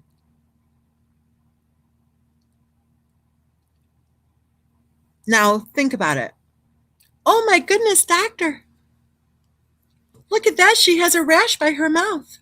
Because as far as I can tell, that's the only hint of any reaction. And you want to know something? What if during that bath time, bathing a severely anaphylactic child, I guess, what if during that bath time she did something weird with soap or shampoo? What if she Googled and saw, maybe a rash around the mouth, maybe a little vomiting, What if she said, here, Cece, taste this? What if she had syrup of Epicac? A handy supply. Or that charcoal stuff or whatever.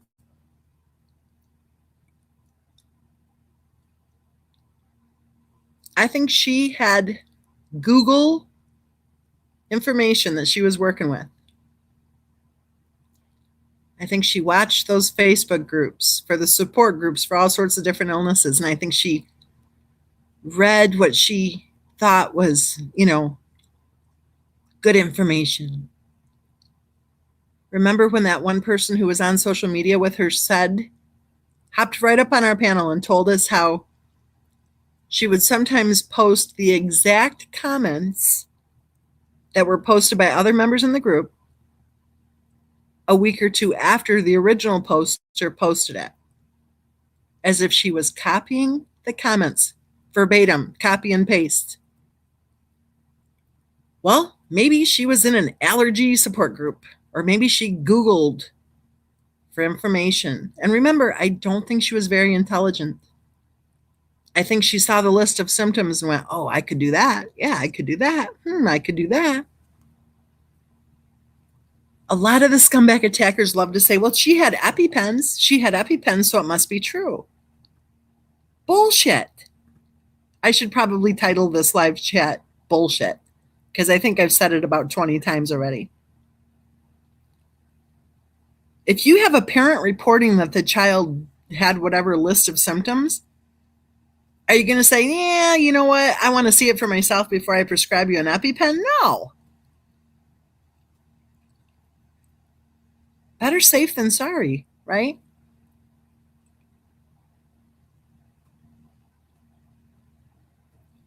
Her having an overabundant supply of epinephrine pens, which is another obvious flag that it's all a bunch of bullshit. Because if you are aware of EpiPens, then you know the importance of not taking a chance that an older EpiPen may be used, right? Well, not Christopher Watt's wife. She had a big supply, didn't she? If you're familiar at all with the EpiPen issue, then you know. You do not have to see an allergist. You do not have to have a clear diagnosis of whatever allergy to get an EpiPen.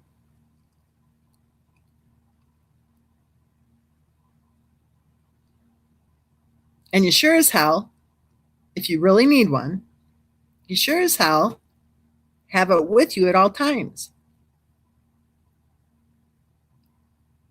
Did Christopher Watts take the EpiPens with him to the birthday party? I didn't see any posts of her reminding him. I mean, she was, trying to control him from afar, right? Well, she was on her business trip, right?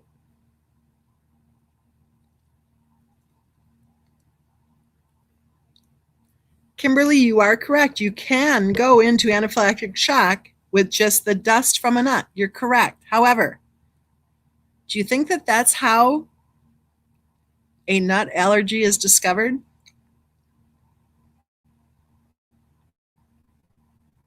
Exactly, Star Mama. They don't say bring them on in. They don't have a recheck for the flu.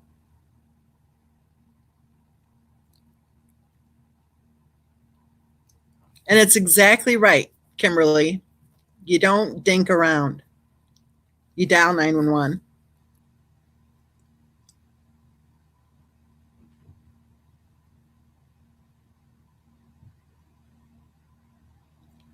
Exactly. No time for a bath, Happy Angie. There's no way. No way. And shame on anybody who entertained her by enabling her storyline. Shame on them. Remember the friends that said they did not believe that any of the physical or any of the health challenges were physical.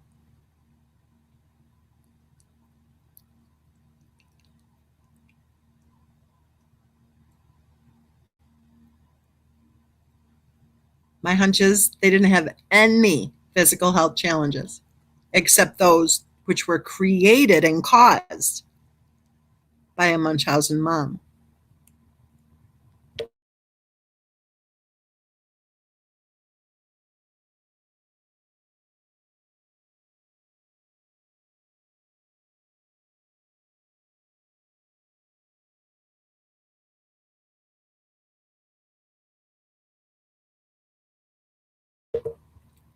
Sandy says, nope, if my kid is having a severe allergic reaction, we are either calling 911 or hauling ass to the closest ER immediately. Yet, when we dug in a little further, we learned that that ER was not the closest. So she took time to talk to somebody. She took time to give the child a bath. And she took even longer to get to immediate medical care.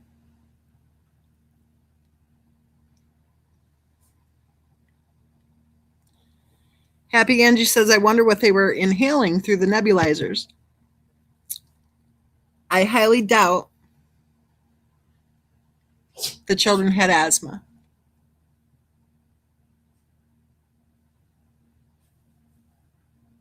I think she was making them sick. Intentionally and even maliciously. Medical abuse is a very serious form of child abuse. And in this case, if we're right, which I think it's pretty clear, all you have to do is watch the videos and you'll probably agree. If we're right, then why the hell is anybody believing that Christopher Watts murdered Bella and Cece? Because if you're going to be medically abusing two children,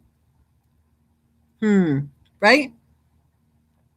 If you're going to be putting pillows over their faces and blankets over their faces and taking their pictures and laughing about it and posting it all over social media, then gee golly, the girls ended up, what, smothered?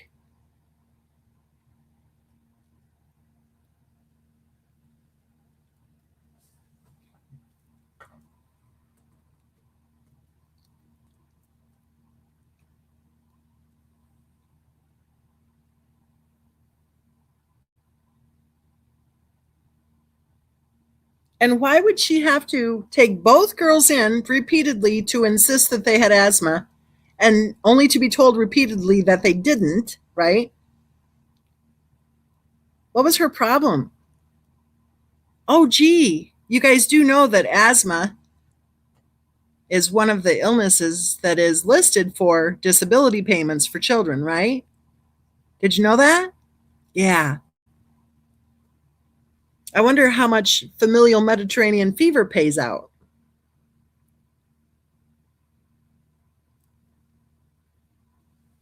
Exactly right, Lisa. Smothering is a female way to kill a child. And when a parent kills a child, mothers typically kill children who are preschool age. Fathers usually kill children who are much older. And people want to say that our theories are off base? I don't think so. I think our theories are obvious.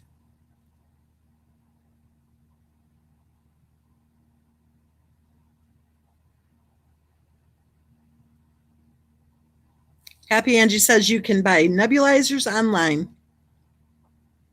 Doctor's office for diagnosis for disability. You can buy neck braces online too.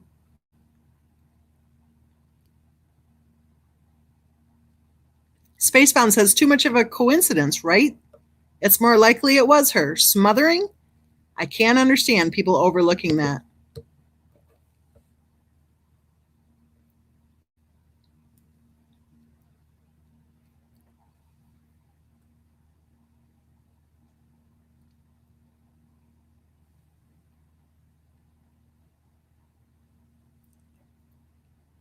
I think she spent her world, her life, her time on social media.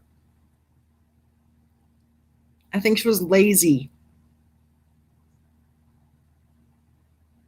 I think she liked to harass others. Remember the man who joined our chat and told us that he and his wife had to change their phone numbers because she would not stop harassing them?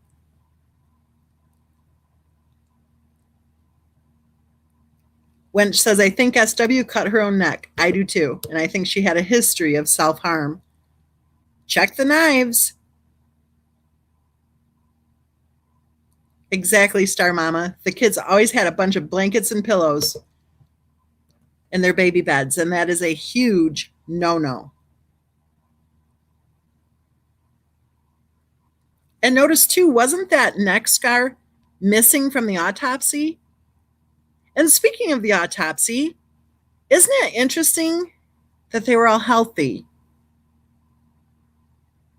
Well, I think if somebody sliced her own neck, and if a medical examiner wanted to be sympathetic toward survivors, then they may, leave that part out. Star Mama said maybe she was a cutter. I think so. Check the knives.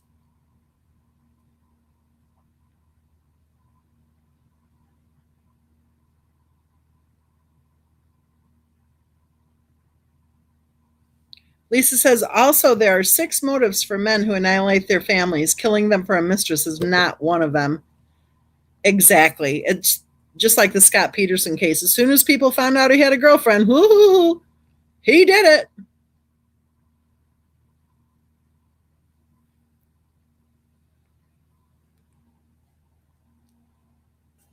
That sounds interesting, three of a kind. And I think that's exactly what she was. Exactly. Daisy Day says essential oils would have caused the breathing problems. You can't inhale with just water, plus you would burn in the room, not inhale for kids unless you're trained. Blah, blah, blah, blah, blah. Back in the day, you used to have a prescription in order to even get a nebulizer. And I do think that that was better. I think there are way too many, what should we call them? Wannabe nurses, maybe? Wannabe somethings, wannabe humans who use their children in order to try to appear as if they're in any way knowledgeable about such things. Exactly, Star Mama. No surgeries mentioned. Exactly.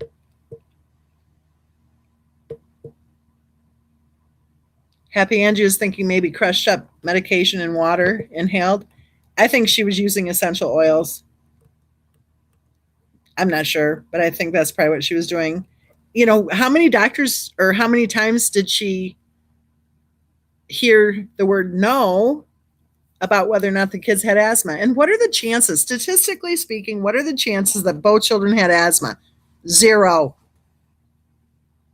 What are the chances she was successful at any MLM? 0.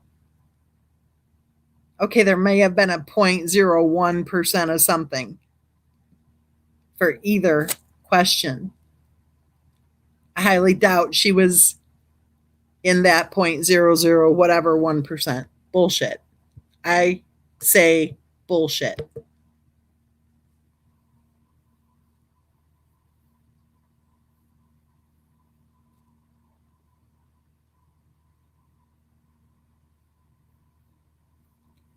Three of a kind, it doesn't matter. The email is not case sensitive at all.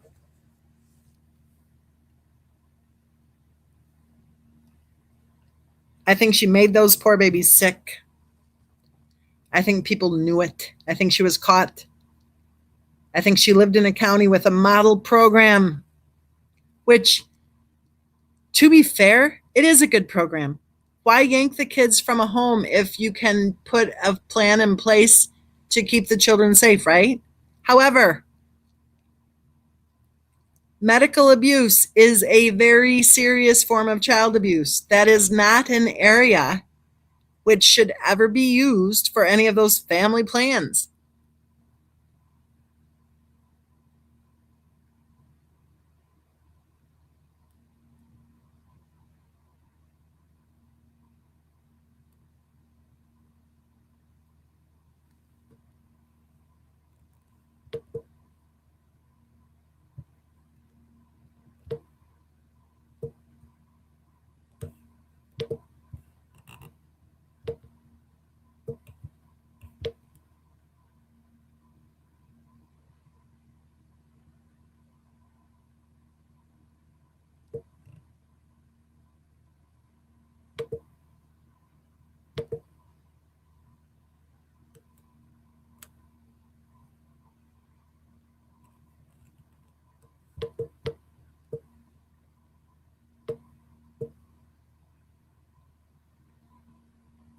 I just blocked her.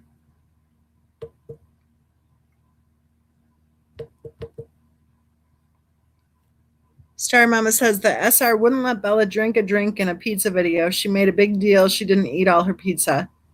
That said a lot for me. I noticed the look in poor little Bella's eyes of total confusion.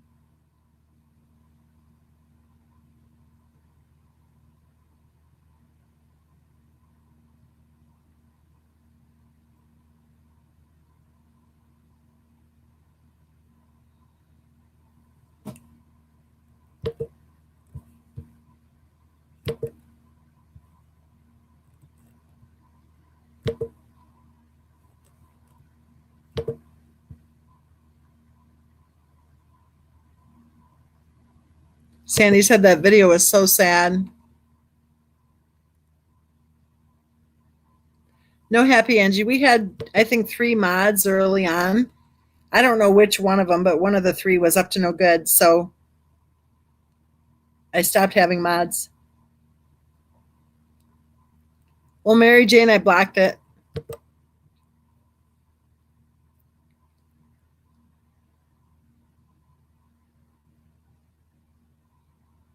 Daisy Day says, OMG, remember Cece eating handfuls of Parmesan cheese? That child was starving.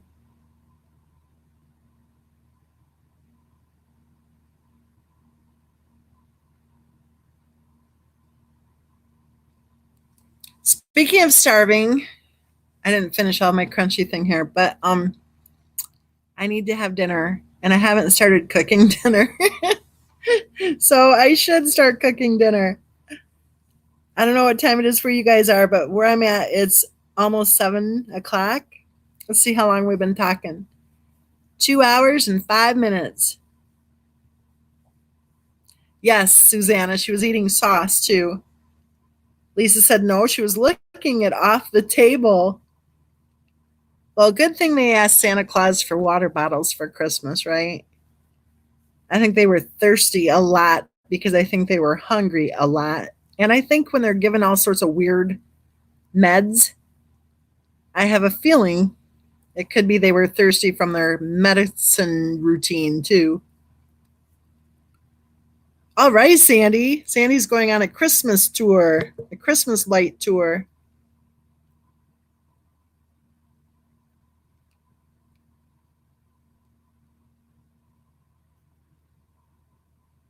Yes, Thought Provoking Videos has a really good video about that, where poor little Bella was just mimicking her maternal grandmother and looking like she was enjoying herself, right? And then she went to take a sip when her grandmother took a sip, and she was told no, very firmly, no. And Bella had the most confused look on her face, and rightly so. Rightly so. So, on that note, I'm pretty busy tomorrow, but I think we might do this again tomorrow evening. I'm thinking we will. If we don't hate me, but I think we will. If not, it'll be in the next couple of days. I need to get some stuff uploaded to Patreon.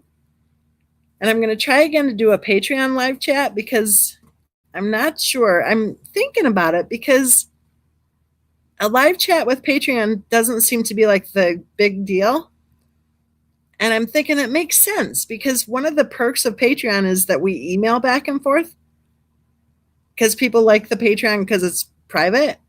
So it would make sense that the patrons probably don't care about doing a live chat. So I think I'm going to amp it up a little bit with these live chats. Aw, 3 of a kind. Okay, you got it, girl. You got it. 3 of a kind says, please go live tomorrow, MM. We miss you. Maggie May says, Bella had hungry, sad eyes, the poor wee soul. I know it. I know, poor little Bella just looks like such a sad and fearful little girl in all of those videos. Star Mama says, sounds good, MM and Bob's. Another live chat. Jeanette is clarifying the whole egg allergy. Yeah, she could eat eggs when it was convenient. Kind of like Christopher Watt's wife eating Bojangles when it was convenient. I think lupus in her world was something that she could put on a shelf when it wasn't convenient, you know?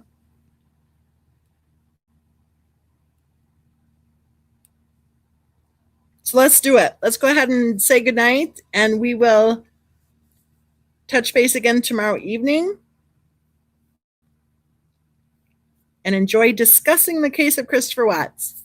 And if you ask me why is it that we are discussing the case of Christopher Watts? I'll tell you why. Because we can. Everybody have a good night. I'm glad you came. See you tomorrow.